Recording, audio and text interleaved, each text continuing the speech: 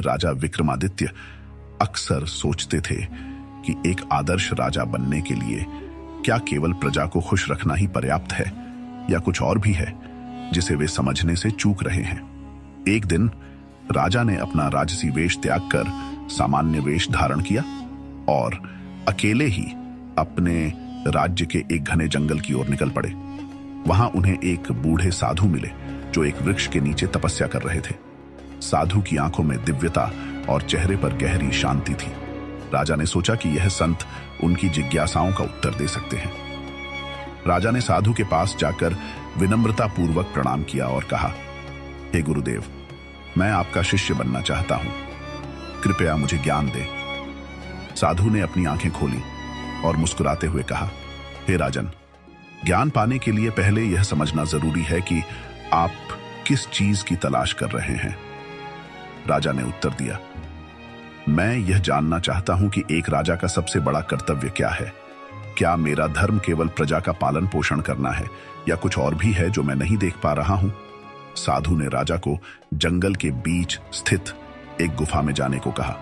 उन्होंने कहा, उस गुफा में तुम्हें एक बहुमूल्य रत्न मिलेगा, लेकिन ध्यान रखना वह रत्न केवल उसी को प्राप्त होगा जो अपने लोभ और अहंकार पर काबू पा सके।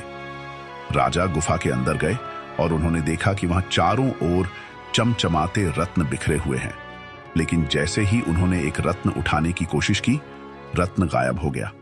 हर बार ऐसा ही हुआ।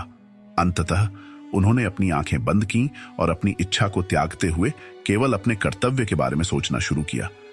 तभी एक दिव्य रत्न उनके सामने प्रकट हुआ। राजा ने रत्न साधु को सौंपा।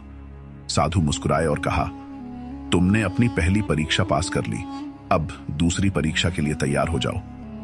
साधु ने राजा को एक गरीब गांव में भेजा जहां लोग भूख से पीड़ित थे।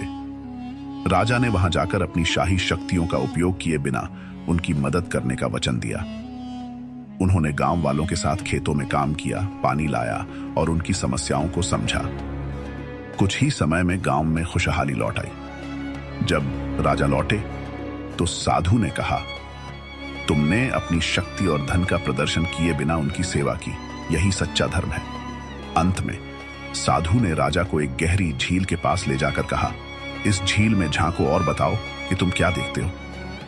पहले तो राजा ने केवल अपनी परछाई देखी। साधु ने कहा, अभी तुम केवल अपने बाहरी स्वरूप को देख रहे हो, ध्यान करो और अपनी आत्मा को पहचानो। राजा ने ध्यान लगाया और महसूस किया कि उनका सच्चा कर्तव्य अपनी आत्मा को शुद्ध